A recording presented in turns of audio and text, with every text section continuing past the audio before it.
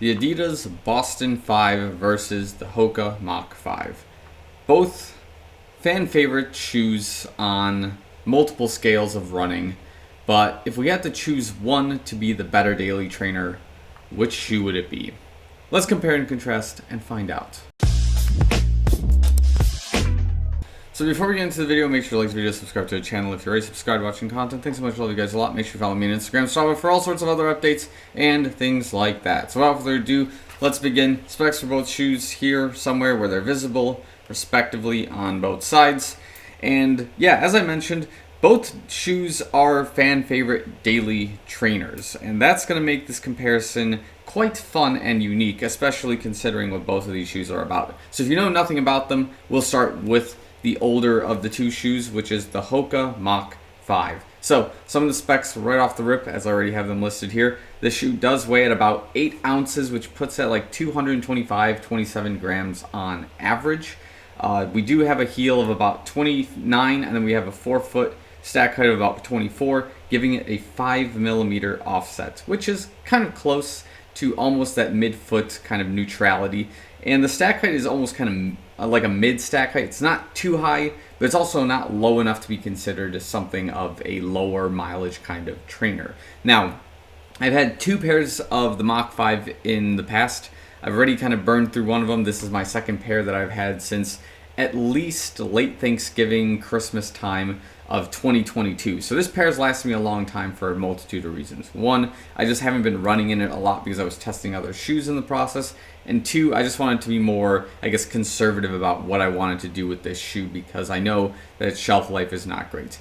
Knowing that the Mach X is now on the market, however, I'm going to start kind of working this shoe, start grinding it until end of life, and we'll see kind of what this pair looks like. But anyways, I digress. That wasn't really the point here. We have a couple cool features of this shoe, just worth noting right off the rip. We do have the ProFly Plus stack, which is kind of resembling our Zoom X. Very soft, spongy foam in this shoe that gives you a nice kind of plush comfort when you're landing or striking the ground. And then we have the EVA foam here at the bottom, which is to kind of create a little bit more of a protection between this foam's rebound and the ground, because you don't want to be entirely squishy foam where you just sink with no rebound. You got to have a little bit of oomph, and that's what our EVA foam here at the bottom is doing. The one piece of the shoe that everyone kind of does mention being an issue is that we don't have any rubber necessarily on the bottom. It is just exposed foam, which does reduce the shoe's life, as we will discuss further in this video as to why that could be a problem. In the upper, nothing too insane. We do have a pretty light mesh upper going on here. It's not completely translucent or transparent in this case. It does have some translucence to it. It is fairly breathable from my past experiences.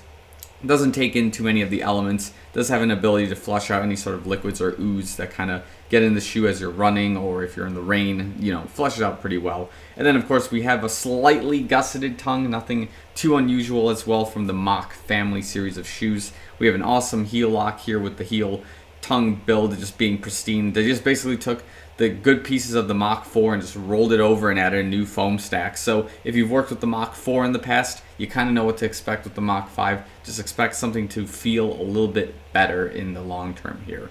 So that's our Mach 5. Good shoe by Hoka, of course. And then we move into our newer of the two shoes, which is the Boston 12. So I've talked about this shoe at length on the channel here and the Boston 11 and some of my thoughts here. I just didn't realize there's such a fanfare to this shoe, which understandably so, but I also kind of find it interesting that we don't have as many fans of the Boston 11 because I like that one way better than the Boston 12, just kind of off the rip. However, the Boston 12 has a lot of huge advantages that I really like about it, and as a result, I do put the Boston 12, or I speak highly of the Boston 12 and the Boston 11 together. So, specs right off the rip, the shoe does weigh about 9.5 ounces in this particular case. We do have a heel stack of about 38mm with a 4-foot of about 31, giving it a 7mm offset. So less of that midfoot strike, moving more into that 4-foot kind of toe area strike, which gives it, again, a more unique landing and more of a emphasis on your calves while you're running and training. And then we also have a different feature that the Mach 5 does not have, which is, of course, the plastic plate that is in the shoe. And we call it the plate, but it is really just wiring that follows the shoe to give you that extra rebound in certain areas wherever you land with the shoe. And it works in tandem again with the Light Strike Pro foam that we have here and the second Light Strike Pro that's also the second compound that works in a similar way in the Mach 5 with the two different stacks, where one foam is to give you some protection from the ground and give you a lot more of a reactive response, where the Light Strike foam is supposed to give you that huge rebound, but also that cushion for your foot so it doesn't sink into heavy rubber. It has something soft to kind of get itself into, in addition to, again, using the plastic wire plate as a rebound tool for your, for your run. And then again, we do have some rubber here made exclusively by Continental tires. And yeah, this kind of reinforces some of the foam in the areas of the shoe, which again, also a very great feature as part of the shoe because it increases the lifespan. As I've noticed with my running form, this is a good thing to have overall.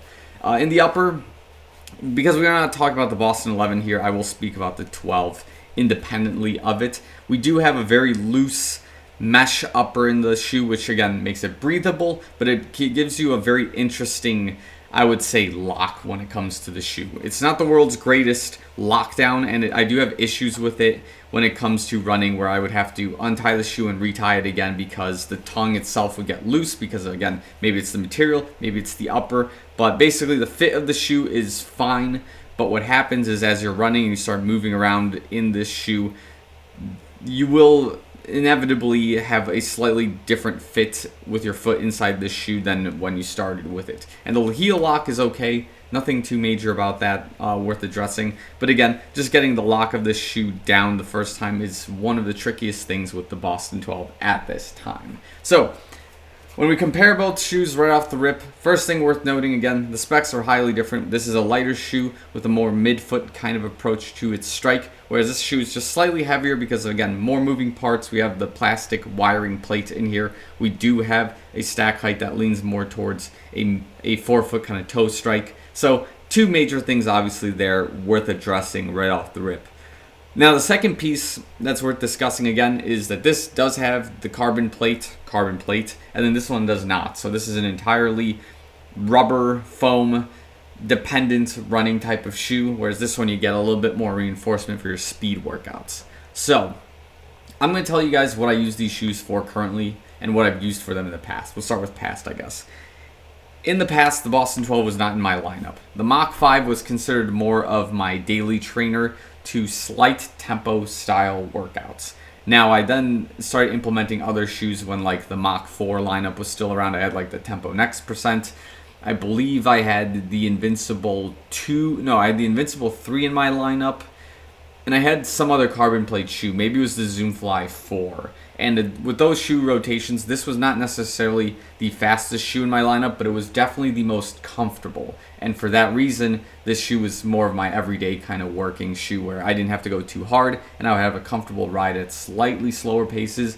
Although if I needed to kick it into the next gear, into a tempo or threshold workout, the shoe will cooperate with me. And as a result, the shoe just had more dynamic use for my lineup than some other shoes that existed at the time.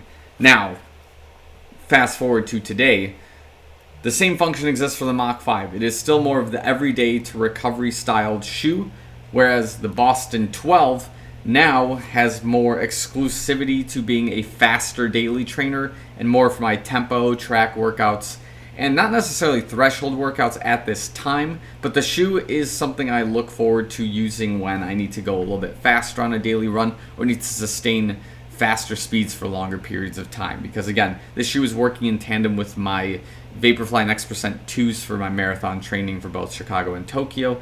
And as a result, the shoe so far is cooperating quite well. And as I mentioned before, it's no Boston 11, but I'll take it for what it is right now.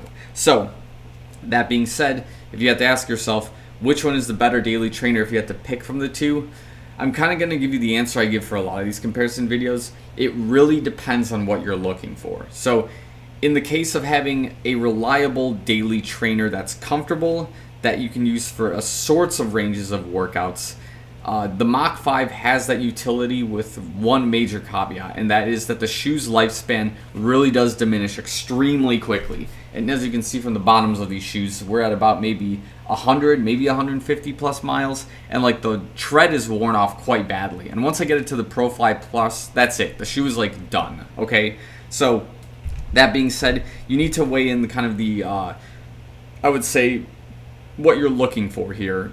Are you looking for comfort, or are you looking for something with a longer lifespan? Because if you are looking for the longer lifespan, the Boston 12 probably has that in terms of what's going on in the outsole of the shoe.